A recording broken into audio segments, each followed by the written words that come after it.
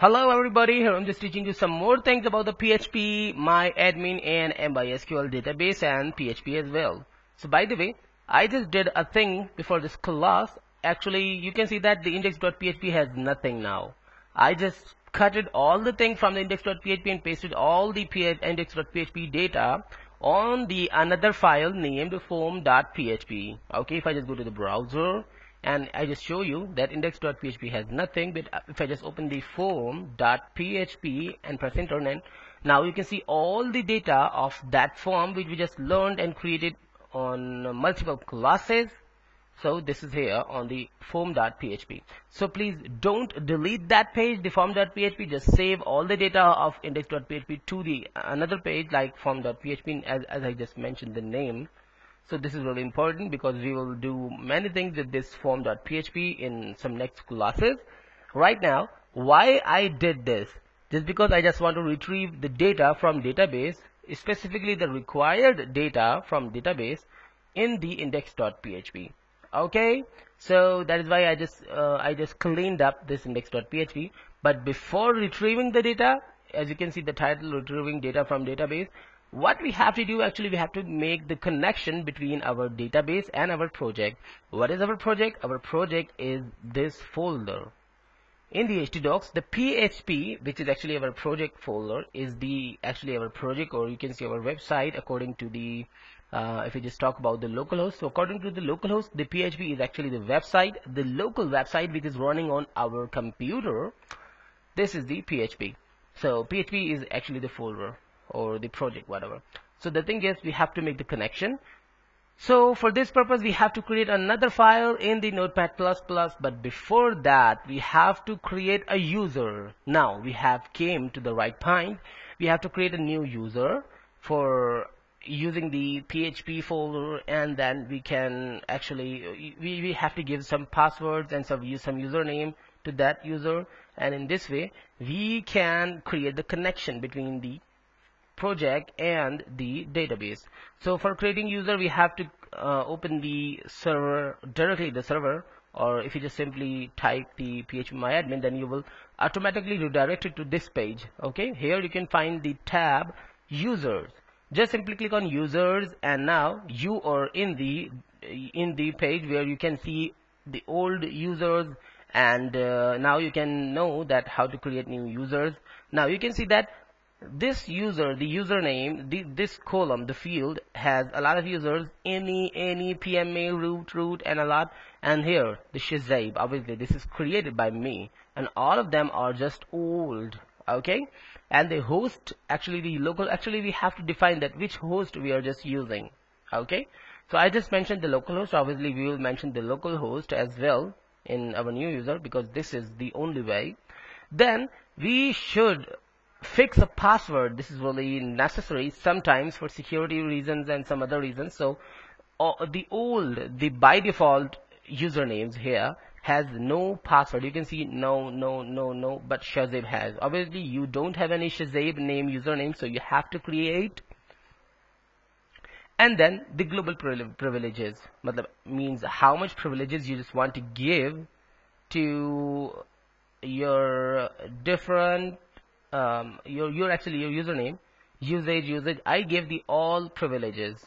Okay, here user group, nothing. Granting, yes, I just granted many things, actually all things with this Shazab. Now if you just want to create a new user for you, so let's just click on new, and here is the option of add user. Let's just simply click on add user. Well, I'll teach you another thing about dropping the user. I just found the option, but right now I'm just teaching you how to create a new user. So let's just decide the username. You can type any name here. I'm just choosing John. Okay, again John. Now the host here, we don't need to mention the host here. Okay, I just can select the any host, and then I just have to click on local. Then you can see that localhost is automatically here. Now the password, okay, no password or use text field. I want to use the text field instead of no password. We have another option, let's just generate the default password and let's just copy this, and this is actually pasted there. But this is not a preferred way. You can do this, but actually I just think that you should create the password which actually you can remember, only you, not everyone. So right now I'm just typing monkey. Okay, interesting. I'm not talking monkey to John actually. This is just a thinking. By the way, monkey. Let's just delete this generate password. Okay, I just type monkey and monkey here. Now they are just asking that, do you want to create another database for this user? So we can create the a new database with same name and grant all privileges to that. I don't want to create the data name. Okay, and grant all privileges on wildcard name. No, I don't. I won't use these options. I don't need to do anything. Actually, I don't want to create or do anything with the database with this user named John, but I will use this username for my different databases, by the way, like the PHP course. Now what I'll do, global privileges. Now click on check all, means what this can do. It can select new data. It can, I'm just talking about the username. Okay, now you can see that note MySQL privilege names are expressed in English. Obviously that's really perfect. We can update the data on the database through this username, or we can do all the things. And the interesting thing is max queries per hour, we just mentioned 0. We don't do anything. And if it just didn't do anything, the meaning is that note setting those options to 0 removes the limit actually. So my username is unlimited. We can do unlimited queries per hour. We can update unlimited queries. We can make unlimited connections per hour, and we can user connections per hour, whatever. No require SSL. I'm not doing this. I'm just simply clicking on go button. Let's just review. Just simply do 4 things: username, host name, password, and the retype password. You can use the generate option. Don't do anything with the database for user heading, and just click on global privilege just to check all. Okay, and just simply click on go button. You have added a new user. Now you can see the query create user John @localhost identified by this password, grant all privileges, and to John @localhost.com.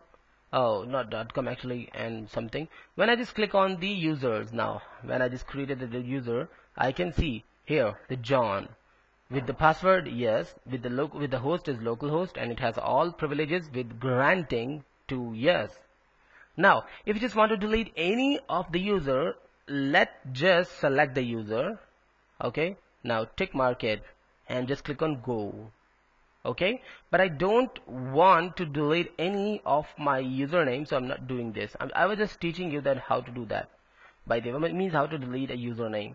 So by the way, we have created a new username. Then we'll use this username in next class to create the connection between the database to the project. Stay tuned and goodbye.